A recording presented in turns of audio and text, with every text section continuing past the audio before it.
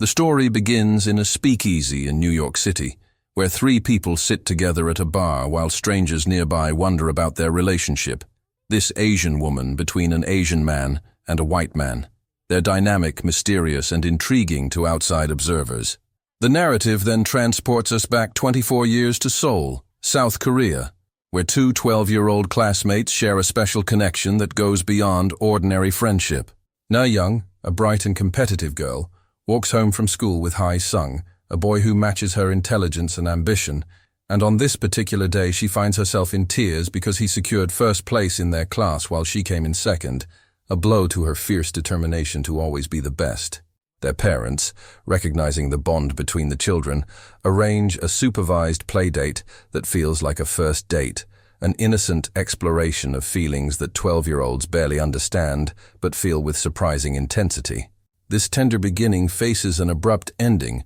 when Na Young's family makes the decision to immigrate to Canada, seeking new opportunities in North America, and the two children lose contact as Na Young begins a new life across the ocean, eventually changing her name to Nora as she adapts to her new identity. 12 years pass before their paths cross again through the digital connections that define modern relationships. Hae Sung has completed his mandatory military service in Korea and returned to university to study engineering, building a life that follows the expected trajectory for a young Korean man. Nora, now living in New York City after moving from Canada, has transformed herself into a playwright, pursuing the creative ambitions that drove her even as a child. During a phone conversation with her mother, Nora discovers that Hae Sung has been searching for her on Facebook, posting messages on pages related to her father's work, unaware that she now goes by a different name. She reaches out to him, and they reconnect through video calls that bridge the enormous distance between Seoul and New York,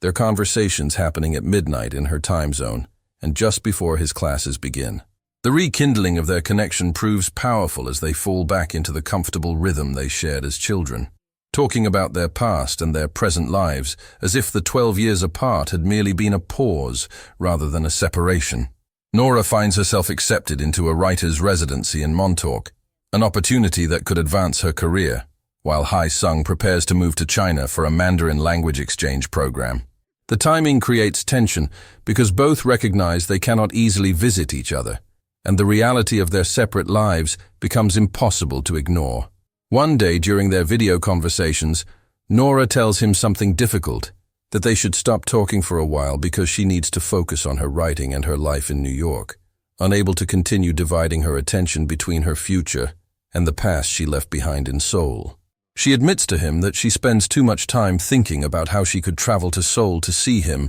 instead of concentrating on the opportunities she worked so hard to create through her family's double immigration. At the writer's residency in Montauk, Nora meets Arthur Zataransky, a Jewish playwright who becomes part of her new life in ways she could not have predicted. They fall in love, and during their developing relationship, she introduces him to the concept of inyeon, a Buddhist-derived Korean belief about how relationships between souls in the present life are influenced by interactions across thousands of past lives, a philosophy that suggests every connection has deeper meaning and history. Meanwhile, back in Korea, Hae Sung also attempts to move forward with his life by entering a relationship with a woman he meets, trying to create new memories that might help him forget the girl who walked away twice. Another 12 years slip by, and the narrative returns to the present day of 2023, where Nora and Arthur are now married and living together in a small apartment in New York's East Village. Hae Sung's relationship with his partner has ended,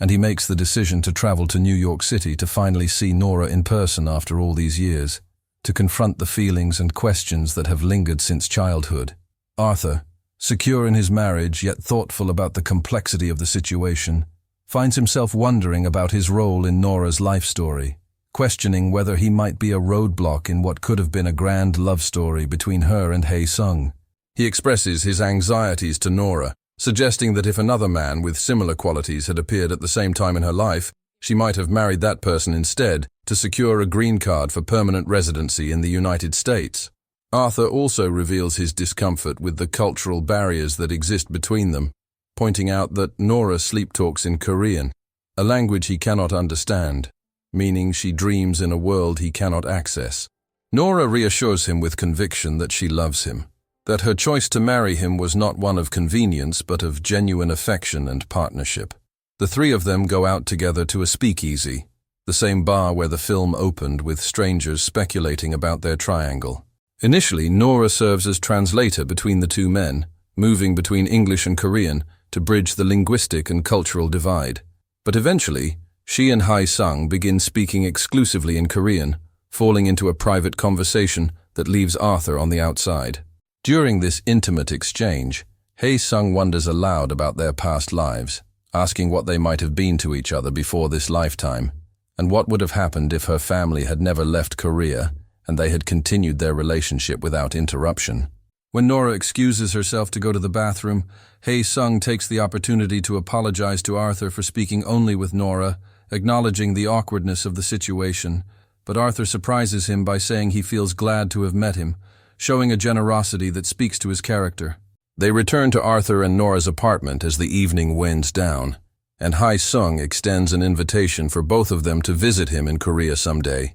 maintaining the possibility of future connection, even as this reunion comes to its end. He calls an Uber to take him back to wherever he is staying, and Nora volunteers to wait outside with him until the car arrives. In these final moments together on the New York street, the two exchange long, searching looks at each other, communicating through silence what words might fail to capture after 24 years of separation, connection, and separate lives. Hae Sung breaks the silence with a thought that ties back to their earlier conversation about Korean philosophy, suggesting that perhaps they are, in this very moment, experiencing what will someday be considered a past life. And he asks her what their relationship will be in their next life, continuing the cycle of inyeon into an unknown future. Nora admits honestly that she does not know, unable to predict what form their connection might take beyond this lifetime. Hae Sung offers a final phrase before departing, saying simply that he will see her then, in whatever comes next,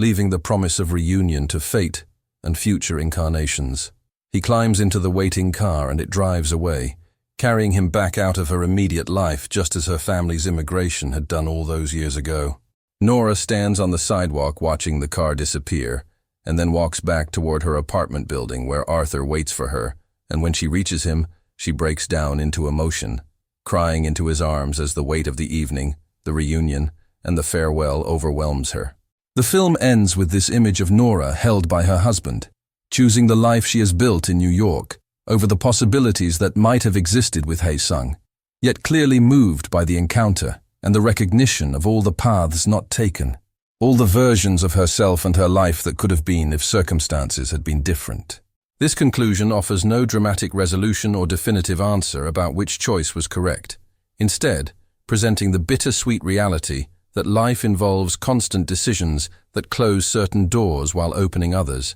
and that meaningful connections from our past continue to shape us even when we move forward into different futures. The three characters must live with the complexity of what exists between them, the cultural and personal histories that bind and separate them, and the understanding that some relationships transcend simple categories like romance or friendship, existing instead in the uncertain space of what might have been.